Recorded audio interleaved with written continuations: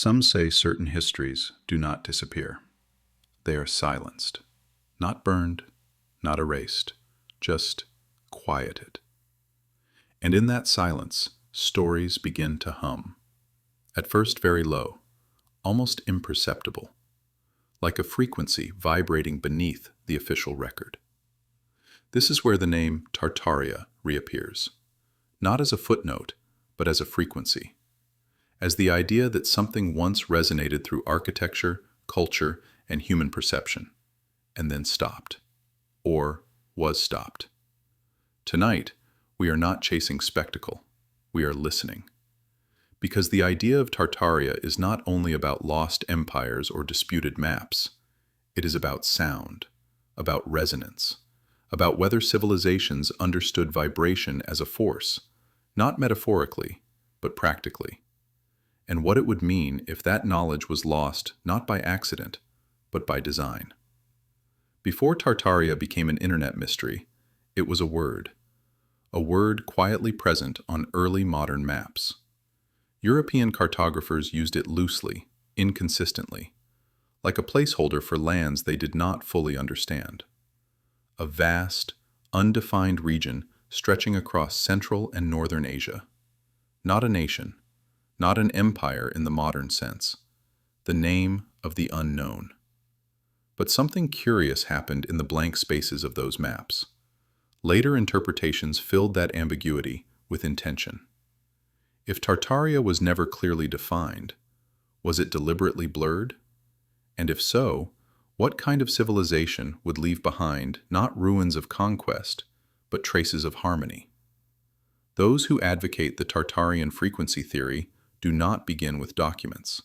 They begin with buildings, cathedrals, domes, spired rooftops crowned with metal ornaments, structures that seem to invite the sky downward. When you look closely at old architecture, especially from the 18th and 19th centuries, a pattern emerges. Vaulted ceilings designed to carry sound, stone chambers that turn whispers into presence, bell towers that tune not just time, but tone. For some, these are aesthetic choices. For others, they are instruments. The claim is simple and radical, that certain structures were designed to resonate with natural frequencies, acoustic, electromagnetic, even geomagnetic, not symbolically, functionally. After all, sound is not just something we hear, it is something we are. Every cell in the human body responds to vibration. Bones conduct it. Water, our primary component, amplifies it. Modern science confirms this. What it does not confirm is intention. Could an older civilization have built entire cities around resonance? Could architecture have served as a form of environmental tuning, modulating human mood, health, or cognition through frequency? And if so, why don't we do this anymore? This is where the theory sharpens. According to alternative historians, the late 19th and early 20th centuries marked a turning point.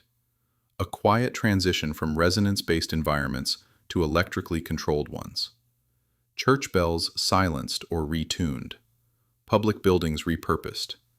Ornamentation stripped away in the name of modernization. The claim is not that sound disappeared. The claim is that it was replaced. Natural frequencies gave way to artificial ones. Organic resonance was exchanged for standardized signal, from harmonic space to controlled bandwidth. Skeptics point out the obvious. There are no blueprints labeled frequency generator, no official records describing sound-healing cities, and they are right. But absence of evidence is not evidence of absence, especially when history is written by administrators, not acousticians. We do know, for example, that ancient cultures understood sound as power. In India, mantras were considered technologies of consciousness. In Egypt, chants were believed to activate stone. In Greece, Pythagoras taught that harmony governed not only music, but the cosmos itself. This was not fringe belief, it was foundational. So the question is not whether sound mattered. It is whether it mattered more than we are told. One of the most frequently cited frequencies in Tartarian narratives is 432 Hz. Compared to the modern 440 Hz standard, it is said to be more aligned with natural resonance. The difference is subtle, almost imperceptible to the untrained ear. But according to proponents, the effects are profound. Calmer nervous systems, stronger emotional response, a sense of coherence. Mainstream science remains unconvinced. Studies are inconclusive. The placebo effect cannot be dismissed. Still, one historical fact remains. The global adoption of 440 Hz was a decision, not a discovery, a standardization. And every standard excludes alternatives. This brings us to the uncomfortable intersection of sound and control. Frequency does not only heal, it organizes. Marching rhythms synchronize movement. Alarms trigger stress. Broadcast signals overwrite silence. In the 20th century, sound became first a tool of coordination, then persuasion, then influence. Radio, television, ultrasonic deterrence, infrasound experiments. We learned to use vibration not to attune environments, but to manage behavior. If there was once a system based on resonance rather than command, it would be incompatible with modern power structures. That does not mean it was secretly destroyed. It may simply have become obsolete or inconvenient. In this view, Tartaria is not an empire buried beneath mud. It is a lost approach, a way of designing spaces that listen to people instead of directing them. Cathedrals as tuning forks, cities as instruments, communities shaped by rhythm rather than regulation. This is not provable history, but it is an explanatory question. Why did architecture grow quieter? Why did ornament give way to efficiency? Why were spaces designed for resonance redesigned to absorb sound? Soundproofing is progress, until silence itself becomes a loss. There is another possibility that is rarely discussed, that nothing was hidden, nothing was erased, that the knowledge simply required a different way of perceiving the world, and we gradually abandoned that way. As industrialization accelerated, subtlety gave way to speed. Experience gave way to measurement. Things that could not be easily quantified stopped being priorities. Frequencies that affected mood, intuition, or coherence were difficult to monetize, difficult to regulate. So they faded not through conspiracy, but through neglect. History does not always need villains. Sometimes it simply follows incentives. Still, the persistence of the Tartarian frequency narrative says something important. It reveals a hunger, a sense that modern life is out of tune, that despite all our technology, something fundamental feels misaligned. People do not search for Tartaria because they want another empire. They search for it because they want resonance. They want to feel synchronized with their environments again, to live in spaces that do not merely house them, but respond to them. Whether Tartaria existed as described is almost secondary. The idea survives because the need survives. Today, sound-based healing is returning, rebranded, researched, cautiously validated. Binaural beats, vibroacoustic therapy, architectural acoustics designed for well-being. Things once dismissed as mystical are slowly, carefully being tested. Not because of Tartaria, but because bodies continue to respond. And bodies remember what archives forget. So what if the true power of Tartaria's frequencies was not a secret hidden from us, but a sensitivity we are rediscovering? What if nothing was taken, only left unattended? Then the question changes. Not, what did they hide? But, what are we ready to hear again? Because frequencies never disappear. They only wait for something to resonate with. If we listen carefully, another trace begins to emerge. Quieter than grand claims, less dramatic than hidden empires, but far more enduring. It is a question of practice, not what people believe, but what they do with sound every day. Because belief systems change quickly, practices do not. In medieval towns across Europe and Asia, life was organized around sound. Bells did not mark time in minutes, but in states of being. Work, prayer, rest, mourning, celebration. These were not random signals. They were rhythms imposed on entire populations. What we often miss is this. These sounds were tuned to place. Bells were not simply loud. They were calibrated to reach certain distances, to decay in specific ways, to overlap rather than collide with one another. Entire soundscapes were engineered, not centrally controlled, but collectively maintained. When you step into an old stone cathedral and stand still, you notice something. Even before music begins, the building speaks. Footsteps linger longer than expected. Breath becomes audible. Silence stretches. Acousticians call this reverberation time. But long before equations, builders knew it. They experimented. They tuned.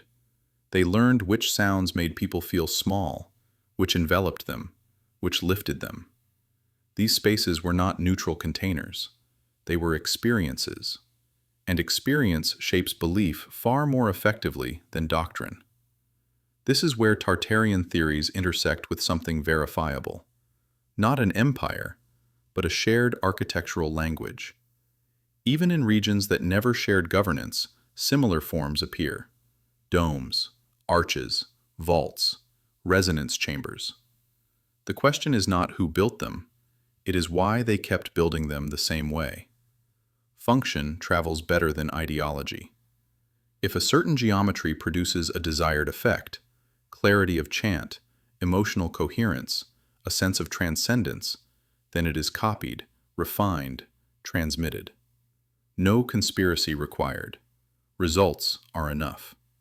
Now look at what changed. The Industrial Revolution did not just mechanize labor, it mechanized time. Bells gave way to clocks. Rhythms gave way to schedules. Sound was no longer immersive, it was precise. And precision favors sharpness over resonance. Short signals, clear beginnings and endings, no lingering decay. The world became louder, but less sonorous. As cities grew, reverberation became a problem. Echo blurred communication. Silence gained value. Now I ask you, dear listeners, doesn't the amount of noise in today's world feel disturbing to you as well? We try to set aside more time for ourselves, to escape this constant hum of the world. What do you think we can do to make our future more peaceful and livable? Let's meet in the comments to talk about this. Yes, without digressing too much, I continue the narration. So we absorbed sound, fabrics, plaster, insulation. We flattened acoustic space to improve clarity. And in doing so, we removed something subtle but widespread. The body was no longer bathed in shared vibration. It was receiving instructions. This shift was not ideological, it was logistical. Factories require precision. Offices require intelligibility. Transportation requires alerts that cut through noise.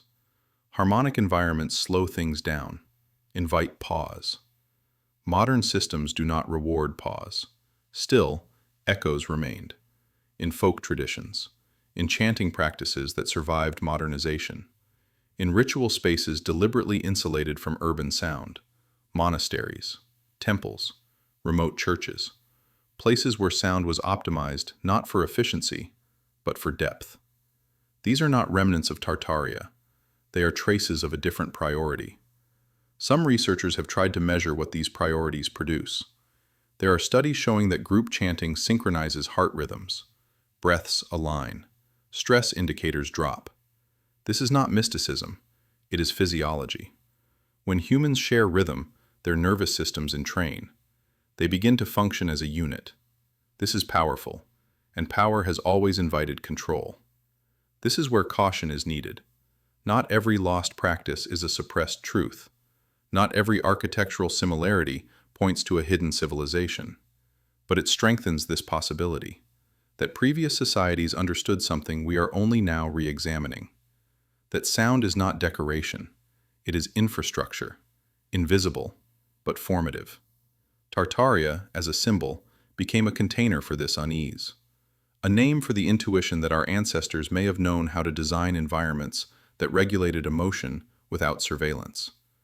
The idea that harmony could be produced through resonance rather than force.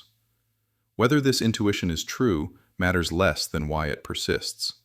People do not imagine lost golden ages when they feel aligned with the present. They imagine them when something feels missing. The internet accelerated this longing. Digital sound is precise, but disembodied, compressed, quantized, stripped of spatial depth. We hear more than ever and feel less. Headphones isolate, algorithms personalize, the shared acoustic reality dissolves. In this context, stories of resonant cities feel less like fantasy and more like mourning. There is a moment worth pausing on. In the early 20th century, some cities experimented with large-scale public sound systems, not for music, for announcements, for morale. The aim was to unify populations through shared auditory experience. Most of these experiments failed, not technically, psychologically. People resisted being addressed collectively. Sound that once gathered had become intrusive. The difference was not volume, it was intention. Intentional sound invites participation. Instrumentalized sound demands obedience. This distinction matters, and it reframes Tartarian frequency theories in a quieter light. Not as a stolen technology, but as an abandoned ethic. An ethic of listening. An ethic of designing spaces that respond to human presence rather than suppress it. An ethic of resonance rather than access. These are difficult to legislate, difficult to monetize. Perhaps that is why they faded. In recent years, architects have begun revisiting acoustic design, not for spectacle, but for well-being. Hospitals tuned to reduce stress. Schools designed to minimize cognitive fatigue. Public spaces shaped to soften chaos. This is not a return to Tartaria. It is a rediscovery of restraint. And it shows that what was lost was not mythical, it was practical. Sound-based healing has also retreated from extremes, no longer framed as a cure-all, but as modulation. Vibration is used to influence the nervous system, not to replace medicine, but to complement it. In this form, it becomes harder to dismiss. Because it does not promise miracles, it promises balance. Balance is not dramatic, it does not trend, but it endures. And enduring systems leave subtle traces, like architectural habits, like cultural rhythms, like shared intuitions, deep enough to generate stories centuries later. Perhaps Tartaria's frequencies were not powerful because they healed everything. Perhaps they were powerful because they did something more modest. They helped people feel in tune with their surroundings. And when that feeling disappeared, it left a silence loud enough to echo through time. Because silence is not the absence of sound, it is the absence of relationship, between space and body, between signal and meaning, between people sharing the same air. When that relationship breaks, we do not notice immediately. We adapt. We compensate. We invent new myths to explain the discomfort. Myths like Tartaria. Not as a hoax, but as a diagnosis. A story that says, something once resonated here, and now it does not. Whether the story is literally true misses the point. The signal is emotional, and emotions do not generate themselves without cause. If there is a lesson buried beneath layers of speculation, it may be this. Civilizations are remembered not only for what they build, but for how they sound, for the rhythms they inhabit, for the tones that shape attention and rest. These rarely enter textbooks, but they leave impressions deep enough to be felt centuries later. We do not need to resurrect Tartaria to explore this truth. We only need to listen differently, to notice how spaces affect us, how certain sounds calm while others exhaust, how resonance invites presence. This is not forbidden knowledge. It is neglected knowledge. And neglect is easier to correct than erasure. Perhaps the most unsettling possibility is also the most hopeful one. Nothing was taken from us. No great secret was hidden. The frequencies people speak of were never owned by a single civilization or a single empire. They were available to anyone willing to design with care. In that case, the future does not require uncovering a past. It requires tuning the present. And tuning begins with attention, not to noise, but to what vibrates beneath it. Because beneath every story about lost worlds, there is usually a quieter invitation. Listening again does not require belief. It requires patience. Because resonance is not something forced, it is something allowed. When a space is tuned correctly, you do not notice the tuning. You notice how you feel within it. Calmer, more present, less fragmented. That feeling is subtle enough to be overlooked, and powerful enough to be remembered long after its explanation is forgotten. So perhaps what remains of Tartaria is not a civilization. It may be a memory stored in the body, a memory of environments that did not compete for attention but gently guided it, a memory of sound that conversed rather than commanded, a memory of architecture that did not dominate the horizon, but mediated between earth and sky. When people say they don't want you to know this, it is tempting to imagine gatekeepers and hidden archives, but more often nothing needs to be hidden once it no longer fits the system. Knowledge does not always disappear because it is dangerous. Sometimes it disappears because it is inconvenient. Resonance is inconvenient. It resists standardization. It changes with the body, the space, the moment. It cannot be infinitely scaled without losing its effect. Control prefers uniform signals. Resonance prefers relationship. Seen this way, the disappearance of frequency-centered design is not mysterious. It is structural. Modern societies are built to move quickly, communicate clearly, and optimize output. Resonant environments slow perception, deepen feeling, complicate efficiency. So they were gradually sidelined, not erased, but deprioritized, until they felt exotic, until they felt mythic, until they returned as stories. Stories like Tartaria persist not because they are precise, but because they point. They point to the gap between how we live and how we sense we could live, to the feeling that something once bridged that gap, not with technology, but with tuning, and perhaps quietly still could. Today the tools are different. We can measure vibration down to the molecular level. We can model acoustics before a single stone is placed. We can test the effects of frequency on the nervous system in controlled environments. What is missing is not capability, it is intention. The intention to design not only for productivity, but for coherence, not only for communication, but for calm, not only for volume, but for depth. If Tartaria teaches anything, it is not to distrust history. It is to question what history chooses to emphasize. Empires rise and fall. Borders shift. Names change. But how people feel inside their worlds, how their days sound, how their spaces respond to their presence, these are rarely archived. Yet they shape everything that follows. Perhaps the true power of Tartaria's frequencies was never about control or healing or hidden machines. Perhaps it was simply this, an understanding that humans are not separate from their environments. That sound is not an accessory, but a connective tissue. That harmony is not an abstract ideal, but a physical condition. When this understanding fades, something unravels, not catastrophically, gradually. Until centuries later, people begin to ask why everything feels so loud and yet so empty. Answering that question requires no secret to be revealed, only a shift in attention toward how spaces resonate, how rhythms align, how silence feels when it is chosen, not imposed. Frequencies do not belong to the past. They do not belong to Tartaria. They belong to anyone willing to listen, not for control, not for proof, but for resonance. And resonance, once felt, does not ask permission to return. Thank you for listening. More will come.